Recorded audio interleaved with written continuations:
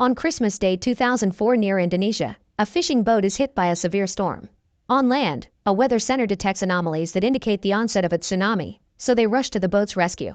The helicopter has only 5 minutes to get the crew before they are crushed by the big wave, and although everything seems to go relatively smoothly, Mr. Kang, one of the members, is trapped under some boxes, preventing him from getting out. His friend Man-sik tries to help him with all his might, but his attempts have no effect, so he's rescued and watches his friend succumb to the weight and force of nature. A couple of days later, the tsunami event caused a national impact, with damages in places like India, Indonesia, and Sri Lanka, leaving thousands dead and injured. 5 years later in the summer, Man-sik is trying to pull out a loose tooth of his son Sung-yun on the beach, but then a friend appears and tells him that he must leave with him immediately. On the street, the owner of a seafood store complains to a girl for selling fish in front of her stall, accusing her that her attitude stems from being an orphan. The conflict escalates to blows, but they are promptly separated by Man-sik, who reveals himself to be the lady's son and the head of the Prosperity Association. He overly protects this girl for being Yun-hee, the daughter of his former shipmate, whom he swore to take care of. While he has a high regard for Yun-hee, she assures him that she doesn't need his protection. At that moment, a group of investors appears together with Yuk-jo, a businessman who assures that Haeundae is a tourist site suitable for investment, but just at that moment he is assaulted by one of the citizens, who criticizes him for taking advantage of the town's situation to become richer. Meanwhile, geologist Kim Hui warns a board of investigation about the dangers of a possible new tsunami. Kim Hui's personal life takes a toll on him as he is in the middle of a divorce with his wife Eugene. Outside the meeting, Kim Hui is surprised by Jimin, his daughter with Eugene, but who is unaware of their relationship, and who remains part of the woman's new family. Back on the beach, 3 girls are surprised by 3 boys, who take them on a yacht out to sea. One of them, Himi, doesn't look so impressed, but the others ask her to go with the flow to take advantage of this opportunity. Parallel to this, local bum Dong-chun and Sung-yun plan a scam where he pretends to be blind, while the boy sings pretending to be badly injured. This seems to work, with Jimin taking pity on the situation in the streets. On the yacht, the Himi falls overboard while trying to smoke a cigarette, with everyone else distracted by the music. To her luck, a patrolling lifeguard appears, but in his attempt to rescue her, he knocks her out and jumps into the water to get her. As he does so, Himi becomes desperate and begins to choke him, but he knocks her unconscious and manages to save her. He gives her mouth-to-mouth resuscitation, but the girl wakes up and bites his lip, so the lifeguard hits her again to knock her out. On the shore, Man-sik greets Yun-hee and hands her a bag full of vegetables. The two talk about Sung-yun's whereabouts, and Man-sik receives a call from the police station, where he discovers that his son was arrested for the attempted scam. Upon arrival, Man-sik starts fighting with Dong-chun while his son cries in despair. At the conclusion of the bitter scene, father and son go to Yun-hee's stall to get something to eat, where Man-sik gets drunk easily, and are visited by Hyung-sik, Man-sik's younger brother, and who turns out to be the lifesaver from before. A family compliments the boy's appearance, who reveals that Yun-hee is not his mother, as the real mother abandoned them.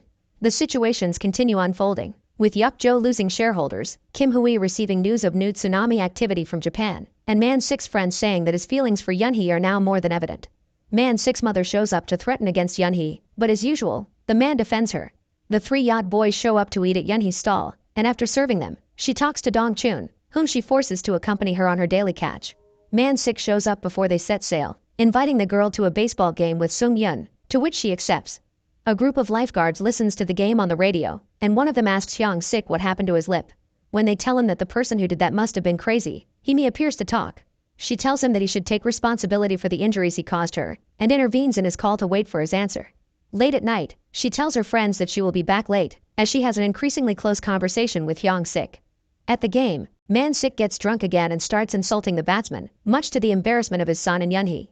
The police make an appearance and take him out of the stadium before descending into further conflict. Upon returning home, he finds his mother talking to old Yuk-jo, who is actually his uncle. After insulting him before leaving, Man-sik kicks his dog, receiving a scolding from his mother. At the dock, Dong-chun accompanies Yun-hee, who receives a note from Man-sik. Just then, the young men from the yacht arrive and threaten Yun-hee and tell her that she gave poisoned food, making one of them sick. Dong-chun tries to defend her, but the 2 boys outnumber him in strength. That's when Hyung-sik shows up to defend his friend, beating the boys. In bed, Man-sik complains of a stomachache, and while trying to get some medicine, which he mistakes for shampoo, one of his friends tells him about the conflict at the dock. The police show up to arrest Dong-chun and Yun-hee, both for the fight and for selling poisoned food.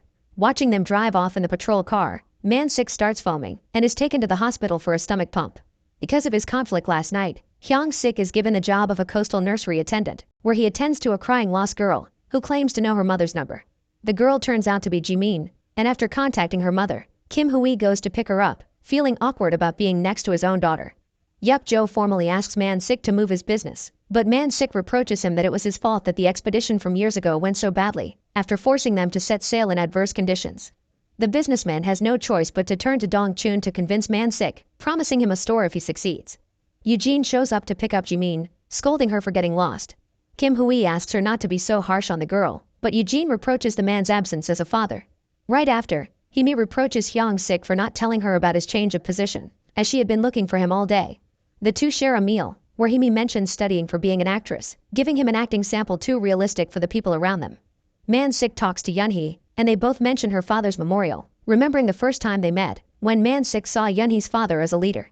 However, in a flashback, it is shown how Yunhee's father was caught in the storm due to an error in judgment on Man Sik's part, which causes the man to self-sabotage his intentions with Yunhee. As they continue their outing, Himi tricks Hyung Sik into kissing him and biting his lip again, with the girl's friend spying on her from a distance, still resentful from the dock fight. In the morning, Kim Hui warns his boss about the possibility of a Megatsunami, a wave that could reach 50 meters at least, and even reach 100 meters in the worst-case scenario. If so, they should evacuate as many people as possible in just 10 minutes. At Mr. Kang's grave, Yunhee confesses her feelings for Man Sik, standing by his side, and asks her father to make the man understand the hints she always gives him. Man Sik breaks down in tears, apologizing to the grave of his former friend. He and his brother meet and talk about their women's case, unable to give each other good advice. As he arranges another outing with Himi, Hyung Sik is intercepted by the yacht boys, who beat him up and tell him never to see Himi again. After finishing her dinner, Yunhee talks to Yup Jo, who is happy that his project is on track. Apparently, Yunhee is the only person Yup Jo has any regard for, perhaps out of respect for his deceased father. As he leaves, Man Sik arrives, who is less than pleased with the old man's presence. He invites Yunhee to a boat, where he decorates the deck with a romantic theme, and waits for the fireworks to propose to the girl. Despite being amused by the idea, Yunhee tells a nervous Man Sik that she will think about it, and give him an answer early tomorrow morning. If there is a red ribbon tied to her boat, that means she would accept the proposal. From a distance, everyone watches the fireworks in awe, except for Himi, who scolds Hyung Sik for missing their date. He just turns around and tells her that they should stop seeing each other. Dong Chun feels pressured for not having a formal job, and in the middle of a conversation with Yunhee, he learns about the marriage proposal, so he decides to reveal to her the real cause of her father's death. The seabed near Tsushima Island begins to crack, creating an underwater fault. The next morning, Man Sik is disappointed to find that not only is there no red ribbon, but Yunhee's boat has sailed away, leaving him stranded. He encounters Dong Chun, who confesses telling Yunhee the truth about his father. Man Sik lunges at the snitch, but the battle is suddenly stopped by a seagull that crashes into Dong Chun's car. As they watch the sky, they notice how the birds seem to fly away from the area, for they foreshadow something bad. Kim Hui tries to convince his boss to evacuate the entire region before tragedy strikes, but he says that if they do, they will be a laughingstock. He warns Eugene about the threat, but she believes it is an attempt to sabotage her career. At sea, Yunhee regrets what happened, and decides to get rid of the red ribbon. She goes to Yup Jo and tells him that she will be leaving Haeundae next week, leaving the old man confused and sad. The underwater break situation becomes untenable, and a state of emergency is reported, announcing it to the entire city. Just as Yunhee and Man Sik meet, the earthquakes begin, and all the people on the beach fall from the tremors. Disasters start to happen, with Dong Chun and Yup Jo crashing their cars, Eugene getting trapped in an elevator and a cargo ship being capsized at sea. Also, Himi is with her suitor on the yacht, getting caught in the middle of a massive storm. Kim Hui tells his boss that they must get everyone in the highest possible spaces, and leaves to find his wife and daughter, with the latter watching from her window as the giant wave approaches them. The beach gradually runs out of water, with people running for shelter and causing havoc in the city. Man Sik and Yunhee flee too, with a wave forming behind them, of a size that can cover almost the entire region. Dong Chun meets Sung Yun and his grandmother in the middle of a bridge. He tries to help them, but the lady goes into a catatonic state, and no matter how hard they try to run, they cannot outrun the wave behind. The tsunami covers the coasts, the streets and destroys the buildings, reaching the highest floors, with no place to take refuge.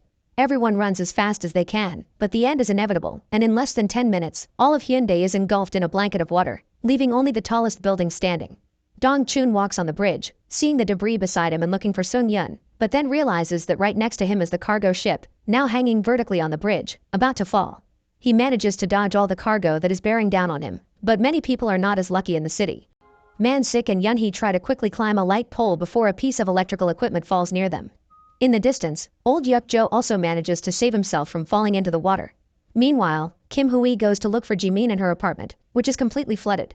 He manages to catch her just before she falls into the void, being on the second to last floor of the building. Hyung-sik goes in the helicopter to rescue the distress calls on the high seas, and comes across Yumi and her suitor, who makes their rescue more difficult by panicking. Seeing that he is a burden, she decides to knock the guy out in the same way Hyung-sik did when they first met. She manages to be rescued, but Hyung-sik tells her that he must stay to rescue the unconscious man. Eugene, still in the elevator, manages to communicate with Kim Hui and her daughter on the roof, telling them about her situation. Eugene confesses to Jimin that the man next to her is her real father, cutting off the call as she loses strength and gets underwater. Father and daughter fear the worst, unaware that downstairs, the building's janitor manages to open the elevator door, rescuing Eugene in the process. On the bridge, Dong-chun manages to save a cigarette, but after a careless attempt to light it, he accidentally throws his lighter into a fuel leak on the ship, setting off a chain reaction that causes everything to explode, with tons of debris falling into the city and adding to the danger. While being rescued, Himi's suitor becomes desperate and falls back into the water, with Hyung-sik coming to his rescue despite Himi's warnings in the helicopter. The situation is quite tense with Man-sik and Yun-hee, as the former manages to climb up, but falls into the water, and although his beloved holds his hand, he can't help but slip, confessing his love as a last gesture before leaving. Yun-hee watches in horror as Man-sik is swept away by the current, but just then Yuk-jo appears, grabbing Man-sik with an injured arm to avoid his path. He manages to rescue him, and as he gives a smile to his nephew and Yun-hee, he is rammed by a giant sign, carried away by the current. During the helicopter rescue, the rope holding Hyung-sik and Himi's suitor breaks a little because it can't support so much weight, so Hyung-sik makes a strong decision.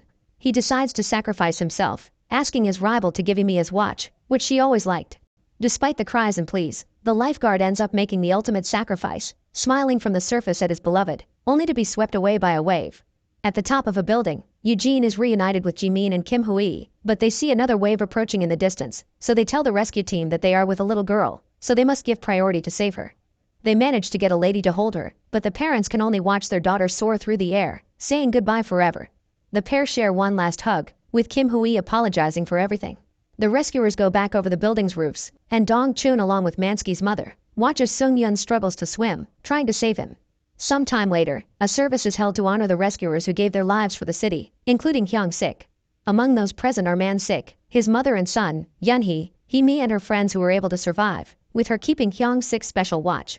Murals are made to honor the fallen, including Yuk-jo, Kim Hui and Eugene, and on the beach, Jimin and Sung-yeon talk about what happened, with her asking him if they had met before, not remembering the scam from the beginning.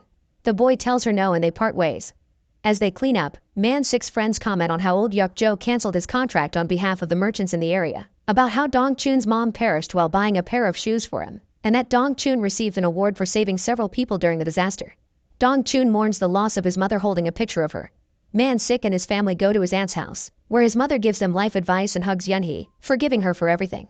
At the dock, Yun-hee sees the debris of her tent, and finds the red ribbon from earlier. Man-sik intercepts her and steals the ribbon, but it slips away and flies with the wind to the sky. Make sure to subscribe and turn on notifications so you can watch more videos like this. Thanks for watching.